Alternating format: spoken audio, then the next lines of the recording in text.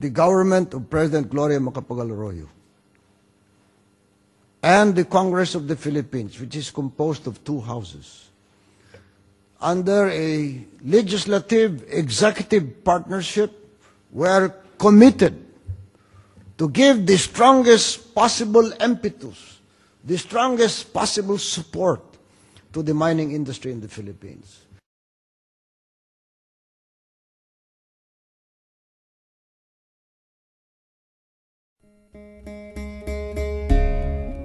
Part of our strategy to make the Constitution, make our democracy responsive, make our democracy competitive, make our democracy to enable us to welcome foreign investments, the 60-40 rule on foreign investments, where big investors in mining, in natural resources, in oil and gas, in hydrocarbons. We will now present a proposal to our people and to the members of both the Senate and the House of Representatives in a constituent assembly. We will move that foreigners can own 100% of our natural resources in the Philippines in order to hasten the economic mobilization of our country and our people. Nang marinig ko ang audio na ito, naisip ko agad ang aking mga kaibigan.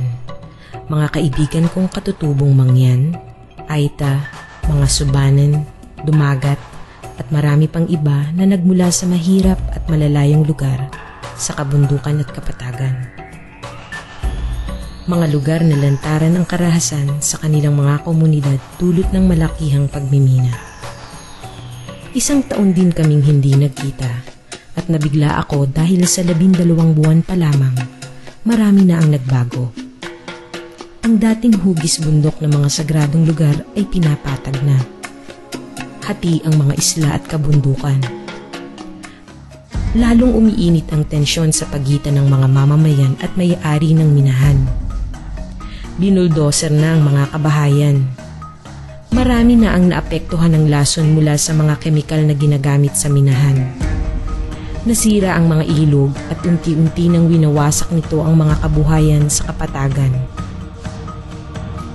Sa mga abandonadong minahan, dating pangalawa ito sa pinakamataas na bundok kung saan isinasagawa ang mga ritual ng mga katutubo. Ngunit ngayon, mistulang isang lawa na nag-iimbita ng atraksyon sa mga turista. Lingid sa kaalaman nila na mapanganib ang lawang ito. Lingid sa kaalaman nila na mapanganib ang lawang ito. Tuluyan ang kinuha ang karapatan sa sarili nilang mga lupain at kabuhayan. Apektado pati kulturang kanilang kinagisnan. Hindi kinikilala ng pamahalaang lokal ng Kabanggan ang kadsi na iginawad ng Pangulong Ramos sa amin noong 1996. Ang kanyang sinasabi ay mali daw yung prosesong pamamaraan ng DNR, inapura ito ng national. Kaya hindi niya kinikilala at ako hindi niya kinikilala bilang leader ng katutubo sa aming komunidad. Dahil nga sa hindi pagkilala, pumasok ang dalawang mining company, subalit isa lamang ang nag-operate at yun ay aming hinadlangan at sa ngayon tumigil sila pansamantala. Subalit ito ay pinakikiramdaman namin at ang sabi ng iba ay magsisimula sila uli pag tag-araw na naman. Ang siyokon ngayon ay lalo na doon sa Kanatuan ay nasira na dahil binuldos ng TBI ang sagradong lugar namin sa Kanatuan, Mount Kanatuan. Yun masakit talaga dahil ako ang leader doon na sa loob ng aming ancestral domain, teritoryo yan ng Timway. Kailangan kung ano ang hindi kagustuhan ng iba doon, ng mga tao, dumaan muna sa Timway, ikonsulta muna nila.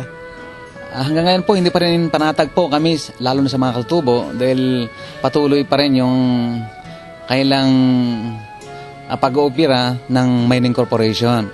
Dangan lang tong taon nito ay wala pa, pero nakaraang taon, 2005, magkaroon sila ng mining exploration.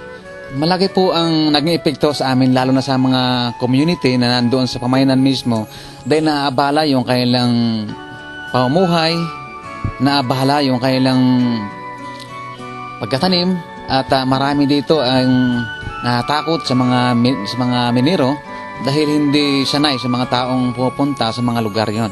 At ang iba naman ay lipat sa ibang lugar na hindi dapat sanang lumipat dahil sa ganitong mga pagkakataon napilitang lumikas sila.